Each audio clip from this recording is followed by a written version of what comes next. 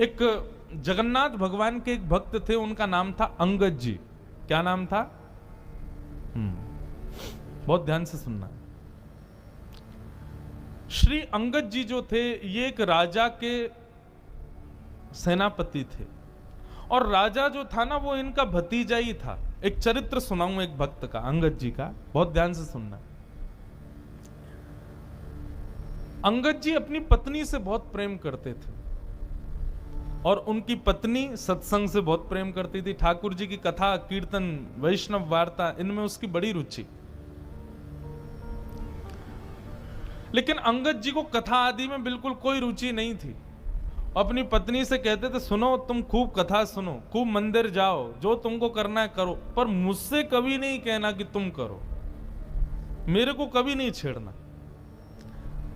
पत्नी के मन में आता तो था कि ये भी भजन करें, लेकिन कोई बात नहीं, जैसी हरी इच्छा। अंगद जी रोज शाम को आते, पत्नी के पास बैठते, खूब प्रेम करते थे अपनी पत्नी से।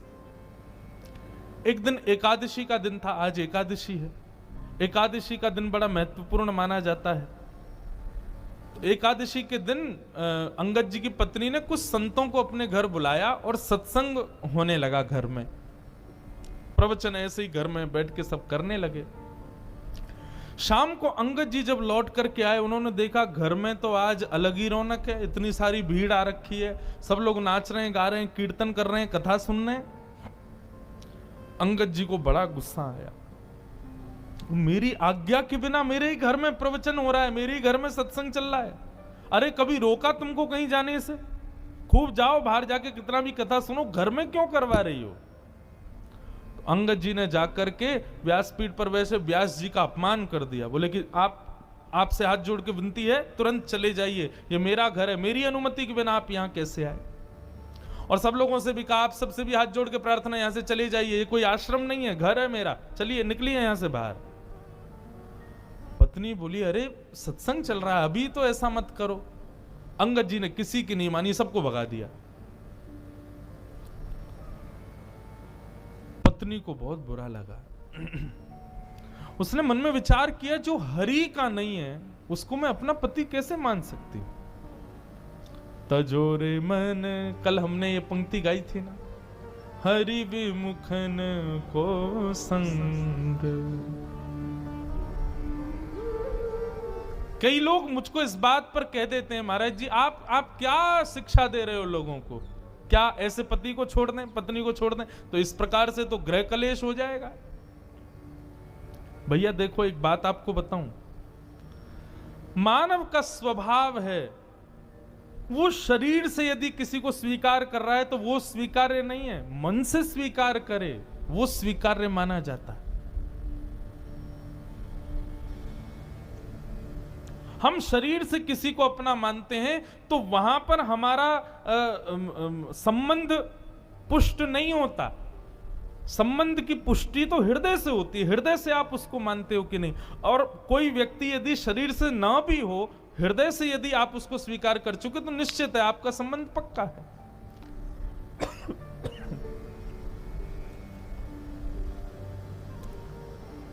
महादेव ने सती का त्याग किया, लेकिन ऐसा नहीं कि सती को कैलाश से ही कह दिया हो कि आप चली जाओ अपने मायके में जाकर करो ना। बस मानस जी में गोस्वामी जी कहते हैं, बगल में जो आसन लगाते थे उसको सामने लगा दिया, बस इतना ही त्याग किया। और ये त्याग किसका था? शरीर का त्याग नहीं था, हृदय से त्याग था। तो इसलिए भैया, यदि ऐसे लोग परिवार में हैं, ऐसे लोग मित्र हैं, ऐसे लोग ऑफिस में काम करते हैं जो भगवत संबंध नहीं रखते, उनका शरीर से त्याग नहीं करना है, मन से त्याग करना, मन से कभी उनको स्वीकार नहीं करना है। अंगद जी की पत्नी ने आज अपने पति का हृदय से त्याग कर दिया और घूंघट कर लिया और कहा कि अब आज के बाद मृत्यु पर्यंत मैं आपको अपना मुख नहीं दिखाऊंगी, ना आपका मुख देखूंगी। आपकी पत्नी हूं, आपके संगी रहूंगी, आपकी सेवा करूंगी, पातिव्रत धर्म का पालन करूंगी, लेकिन हृदय में आपके लिए कोई स्थान नहीं आज के बाद। अंगद जी की पत्नी अब तो घूंघट करके रहती है, अंगद जी ने मुंह ही नहीं दिखाती अपना अंगद जी को। 1 महीना 2 महीना 6 महीने बीत गए महाराज। अंगद जी बड़े उदास, बहुत प्रेम करते थे अपनी पत्नी से। अब तो कार्य में भी मन नहीं लगता। एक दिन ऐसी घोड़े पर बैठ करके कहीं जा रहे थे, तो चलते चलते उन्होंने देखा कहीं कथा चल रही है।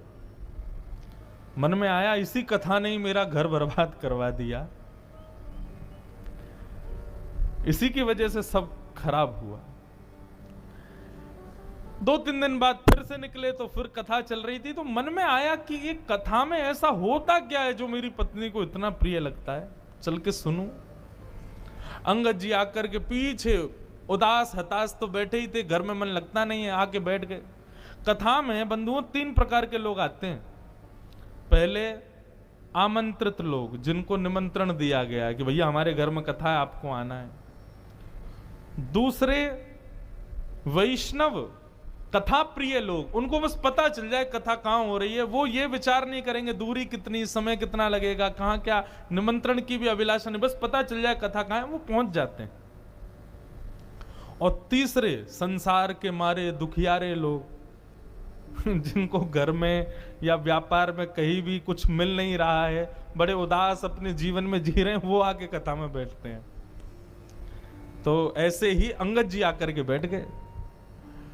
अंगद जी आकर के बैठे तो निश्चित कथा सुनते सुनते उनके हृदय को बड़ी शांति सी मिली। बंधु एक बात बताऊं, गीता में भगवान अर्जुन से एक बात कहते हैं। अर्जुन ने कहा कि नाथ, व्यक्ति सुख की प्राप्ति के लिए इतनी मेहनत करता है तो उसको सुख मिलता क्यों नहीं है? भगवान ने कहा डेस्टिनेशन गलत चुनी है मानव ने, सुख नहीं। हमने डेस्टिनेशन ही गलत चुन रखी है। हर कार्य के पीछे हम चाहते क्या है? सुख मिले। भगवान कहते हैं इसको बदलो, सुख नहीं शांति मिले। शांति की भावना से कर्म करो, शांति की भावना से क्रिया करो। हम क्या करते हैं? हमको सुख मिले, ऐसा करूं इतना मिल जाएगा, ये करूंगा वो करूंगा, ऐसा बनाऊंगा, ऐसे बैठा करूंगा, ऐसा कमरा, ऐसे सोफे, ऐसी पत्नी, ऐसी गाड़ी, ये सब सुख जन्य हम लोग कर्म करते हैं और वही सुख हमको नहीं मिलता। फिर आप अपने क्रिया के पीछे उद्देश्य शांति रखो, भगवान कहते हैं तब मानव प्रसन्न रहेगा। क्योंकि अर्जुन, सुख की भी एक लिमिट होती है, उससे ज्यादा यदि मिल जाए तो व्यक्ति दुखी हो जाता है। आपके गुजरात में श्रीखंड मुझे बड़ा प्रिय है। मैं द्वारिका में, अहमदाबाद तो मेरी पहली बार कथा और गुजरात में मेरी दूसरी कथा है। ये श्रीमद् भागवत की पहली कथा हमने की द्वारिका में और आज 7 साल बाद दूसरी कथा कर रहे हैं अहमदाबाद में।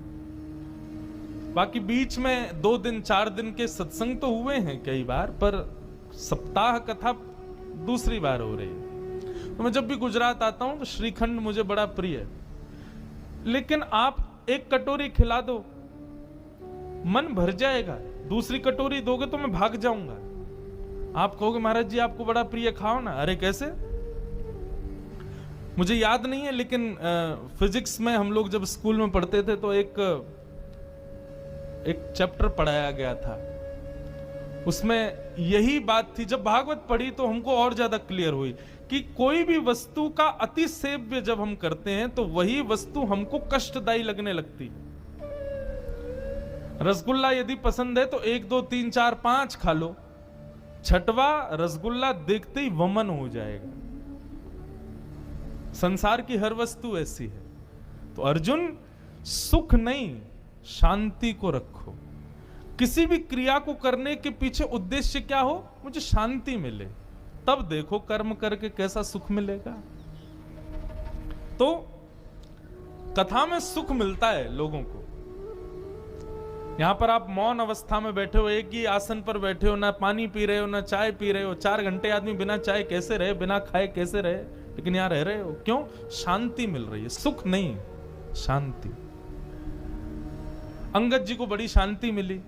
अब तो अंगद जी ने नियम बना लिया, रोज जाते थे कथा सुनने। 7वें दिन कथा पूरी हो गई। अंगद जी जैसे ही आए तो देखा कोई भी नहीं था। किसी से पूछा, भैया आज कथा नहीं होगी? बोले 7 ही दिन की होती है, कल हो गई पूरी, आज तो चले गए व्यास जी। बोले कहाँ चले गए? बोले दूसरी कथा करने। बोले कहाँ हो रही है उनकी कथा? बोले उस गांव में हो रही है। अंगद जी दौड़ गए, उस गांव में पहुंचे, वहां जाके सुने। अब तो ऐसा चस्का लगा अंगद जी को, जहां भी कथा होती अंगद जी जाते। एक दिन उन्हीं के नगर में कथा हो रही थी, अंगद जी इधर बैठे थे और उनकी पत्नी थोड़ी दूर बैठी थी। दोनों को ही नहीं पता कि दोनों कथा में बैठे। व्यास जी ने जैसे कीर्तन गाया, अंगद जी के नेत्रों से अविरल अश्रुधार ऊर्ध्वबाहु होकर के नृत्य करने लगे आनंद से। तभी पत्नी की दृष्टि गई, ये कौन नाच रहा है? अरे ये तो अंगद जी हमारे पतिदेव हैं।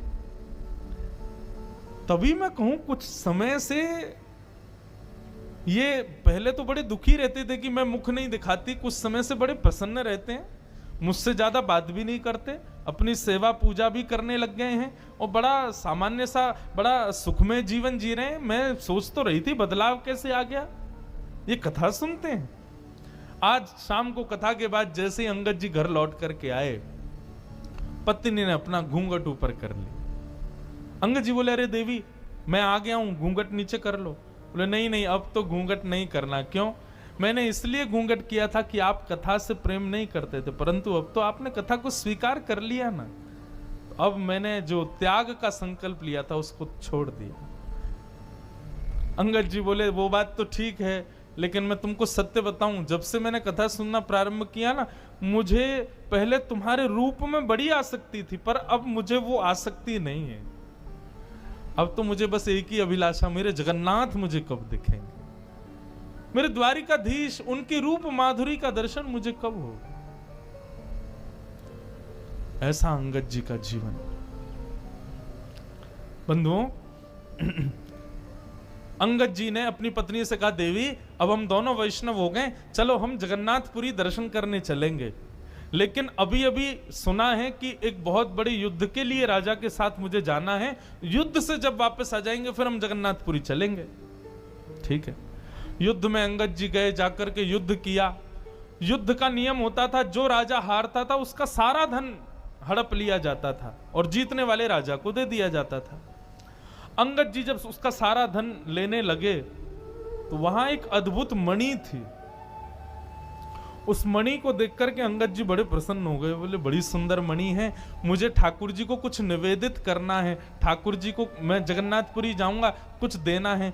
कोई बात नहीं, मैं ये मणि अपने संग ले जाता हूं, ये ठाकुर जी को दे दूंगा। और उस मणि को अंगद जी ने अपनी पगड़ी में छुपा लिया। थी तो वो चोरी, लेकिन अंगद जी का भाव क्या था कि मुझे ठाकुर जी को देनी है। भगवान से बोले, प्रभु इसके बदले भले ही मुझे दंड मिल जाए, लेकिन मैं ये दूंगा आपको, ये है आपकी, मुझे नहीं चाहिए लेकिन मैं आपको दूंगा। किसी सैनिक ने जाके राजा को बता दिया कि अंगद जी ने एक मणि को अपनी पगड़ी में छुपा लिया। राजा, अंगद जी उसके चाचा लगते थे, इसलिए राजा स्पष्ट तो कुछ कह नहीं पाया, पर राजा ने मन में विचार किया कि अंगद जी रोज मेरी बहन के यहाँ भोजन करने जाते हैं, मैं आज बहन से कहूंगा कि वो भोजन में जहर मिला दे, अंगद जी की मृत्यु हो जाएगी, मणि हमको मिल जाएगी। अंगद जी आज भोजन करने के लिए राजा की बहन के यहां गए तो अंगद जी का नियम था कि भोजन का पहला भाग राजा की बहन की छोटी बेटी को गोद में बिठा के पहले उसको खिलाते थे, फिर स्वयं पाते थे। आज उसने अपनी बेटी को कहीं छुपा दिया, बोले अंगद जी कहीं खिला ना दे, इसमें तो जहर है। अंगद जी भोजन करने बैठे, कहा बिटिया चलो लाओ अपनी बेटी को लेके आओ, उसको मैं थोड़ा खिला दूं फिर मैं पाऊं। बोले मेरी बेटिया तो आज माँ के पास गई है, मेरी मायके गई है, आज वो है नहीं, तो आप आज अकेले ही पालो। अंगद जी बोले, बेटा ये तो मेरा नियम है, उसको खिलाए बिना तो मैं कभी नहीं खाता। अरे वो मेरी प्राण प्यारी है, मैं उसको साक्षात जगदम्बा के स्वरूप में देखता हूं, पहले उसका भोग लगाता हूं तब पाता हूं, अब जब तक उसका भोग नहीं लगेगा मैं तो नहीं पाऊंगा। तो राजा की बहन ने सोचा, ये मेरी बेटी से इतना प्रेम करते हैं और मैं इनको जहर दे रही हूं। उसने थाली उठा ली, बोले कि ये पूरा भोजन ही आपके लायक नहीं है चाचा जी, इसमें मैंने विष मिला दिया है। अंगद जी ने थाली पकड़ी, बोले तुमने इसमें विष मिला दिया? बोले हाँ। बोले क्यों? मेरे भाई को वो मणि चाहिए जो आपने पगड़ी में छुपा रखी, इसलिए उसने मुझसे कहा कि विष दे दो। पर आपका प्रेम देख करके मेरा मन हो रहा है कि मैंने बहुत बड़ा अपराध किया, मैं ये विष आपको नहीं दे सकती। अंगद जी बोले वो सब बात छोड़ो, ये बताओ क्या तुमने इस थाली का भोग लगाया था भगवान को? उसने कहा हाँ, भोग तो मैंने लगाया था। बोले तुमने विष वाला भोजन ठाकुर जी को खिला दिया? बोले क्योंकि आप बिना भोग लगाए पाते नहीं है, इसलिए भोग तो मुझे लगाना पड़ा। अंगद जी बोले अब तो इसको मैं ही पाऊंगा, जब विष ठाकुर जी ने पा लिया तो मैं कैसे छोड़ूं? और अंगद जी जबरदस्ती हठ पूर्वक उस थाली को लेकर के बैठ गए और एक एक कवल खाने लगे। ज्यों ज्यों कवल मुख में जाने लगा, अंगद जी का उतना ही तेज बढ़ने लगा। ये आश्चर्य देखकर के राजा की बहन नतमस्तक हो गए। जाको राखे साइया मार सके ना कोई, बाल न बाका कर सके जो जग बैरी हो। बंधुओं, प्रसाद मान करके पाया, इसलिए विष्णु ने भी कुछ नहीं किया। ये लीला तो मीरा के साथ भी हुई, ये लीला तो ध्रुव के साथ भी हुई, ये लीला तो प्रहलाद के साथ भी हुई। विष उनको भी पिलाया गया, लेकिन भगवत प्रसाद मान करके पाया, कुछ नहीं हुआ।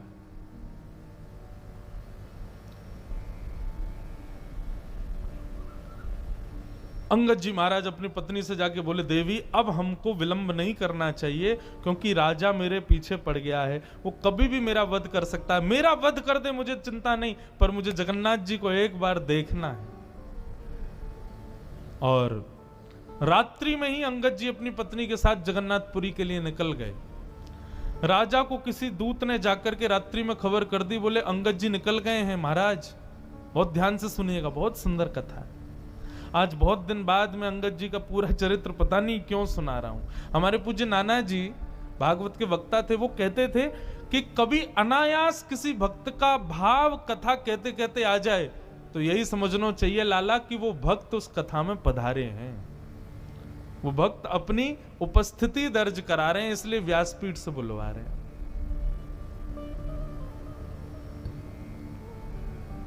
तो अंगद जी जाने लगे, बीच रास्ते में ही राजा के सैनिकों ने बंदी बना लिया। सैनिकों ने कहा हम तुमको छोड़ देंगे, बस मणि हमारे हवाले कर दो। अंगद जी बोले जिनके लिए वो मणि है मैं उन्हीं को ही दूंगा। मैंने चोरी की, मुझे आप बंदी बना लीजिए, जीवन भर के लिए कारावास दे दीजिए, लेकिन पता नहीं क्यों जब से मैंने उस मणि को देखा है मेरे मन में आया कि मैं पहली बार जगन्नाथ जी को कुछ दूंगा तो ये मणि ही दूंगा। मैं मानता हूं कि मेरा पाप है, परंतु मैं क्या करूं, मैं अपने नाथ को कुछ देना चाहता हूं, वो उन्हीं के लिए है। सैनिक तो कहां समझने वाले थे, बोले तू अपने नाथ के पास जा भी नहीं पाएगा, तेरा सर कलम कर देंगे, जल्दी दे।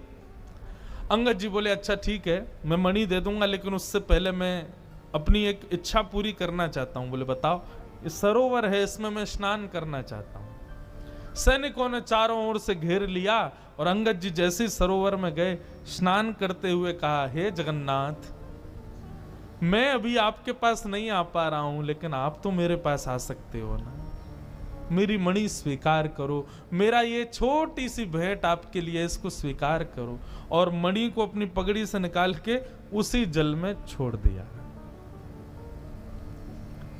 सैनिक कूद पड़े जल के अंदर, ढूंढने लगे, लेकिन मणि नहीं मिली। राजा भी आ गया, राजा ने पूरा तालाब का पानी सुखा दिया, मट्टियां खोद खोद करके छनवा दी, लेकिन मणि नहीं मिली। राजा ने कहा अंगद सही सही बताओ मणि कहां है? बोले मैंने सबके सामने इसी में डाली है, लेकिन वास्तविकता यह है राजन, वो जिसकी थी उसके पास है, जगन्नाथ जी के पास है। राजा ने कहा हो ही नहीं सकता, तुम पुरी गए नहीं। बोले मैं नहीं गया, वो आए थे मेरे पास और लेकर के चले गए। राजा बोला इसके हाथों में हथकड़ी बांधो, पैरों में बेड़ियां बांधो, ले चलो इसको जगन्नाथपुरी। जगन्नाथ जी का दर्शन करेंगे, यदि मणि वहां नहीं हुई तो उन्हीं के सामने सर धड़ से अलग कर दूंगा। अंगद जी बोले ये तो मेरा सौभाग्य होगा कि मैं जगन्नाथ जी को देखूं और उनके सामने प्राण निकल जाए। बंधुओं, वैष्णव कभी भयभीत नहीं होता। अंगद जी के हाथों में हथकड़ियां, पैरों में बेड़ियां, सैनिकों ने नंगी तलवार गले में रखी है, और जैसे ही पूरी जगन्नाथ के मंदिर में प्रथम बार प्रवेश किया अंगद जी ने, और जैसे ही महाप्रभु श्री जगन्नाथ जी को देखा है, उनके मुखमंडल का दर्शन किया, दर्शन करते ही क्या पाया, श्रृंगार में ठाकुर जी की ठोड़ी के नीचे सबसे श्रेष्ठ माला के रूप में वो मणि ही ठाकुर जी को पधराई हुई थी, श्री जगन्नाथ जी के गले में धारण करा रखी थी। राजाओं ने, सैनिकों ने जब ये दृश्य देखा कि श्री जगन्नाथ जी के गले में वो मणि, नतमस्तक हो गए अंगद के आगे। तो तुम्हारी भक्ति को प्रणाम है अंगद। लेकिन अब अंगद जी को जब ये बात दिख रही है कि मेरे द्वारा प्रस्तुत कोसों दूर से वस्तु जगन्नाथ जी ने स्वीकार कर ली, मतलब मेरे प्रेम को, मेरी भक्ति को स्वीकार कर लिया, हथकड़ियां हाथ में, बेड़ियां पैरों में, और देखते देखते जगन्नाथ जी को अंगद जी ने वहीं अपने प्राणों को त्याग दिया, महाप्रभु जी में विलीन हो गए। ऐसी प्रेम लक्षणा भक्ति श्रीमद् भागवत प्रदान करती। मैं कहता हूं अपनी कथाओं में, भागवत जी नहीं होती तो हमें कभी मीराबाई नहीं मिलती, श्रीमद् भागवत नहीं होती तो हमें कभी सूरदास नहीं मिलते, श्रीमद् भागवत नहीं होती तो ऐसे प्रेम युक्त वैष्णव भक्तों के चरित्र हमें कभी नहीं मिलते, क्योंकि इन सबका सृजन भागवत नहीं किया है। तो भागवत किसको देती है? श्री कृष्ण को प्रदान करती है। इसलिए भैया मेरी आप सबसे प्रार्थना, श्रीमद् भागवत से और कोई आकांक्षा मत रखो, और कोई संकल्प मत करो, और कोई अभिलाषा मत रखो। श्रीमद् भागवत केवल और केवल कृष्ण प्रदान कर सकती। कई लोग अपने पितरों के लिए कथा कराते हैं, महाराज जी हमारे पितृ निवृत्ति के लिए कथा, तो मैं उनको एक बात कहता हूं, कथा कराने के बाद तुम्हारे पितृ मुक्त नहीं होंगे, तुम्हारे पितृ मुक्त हो गए हैं, इसीलिए तुम्हारे मन में भाव आई है कि चलो हम कथा करा लेते हैं। कथा कराने के बाद पितृ मुक्त नहीं हुए भैया। उस परिवार के मन में संकल्प उठ जाए कि हमको कथा करानी है, तो उसी समय समझ लेना पितृ मुक्त हो गए। पितरों ने ही ठाकुर जी से प्रार्थना की, और ठाकुर जी ने हमारे हृदय में यह भाव प्रकट किया कि हम कथा कराएं। भागवत श्री कृष्ण से प्रेम कराते।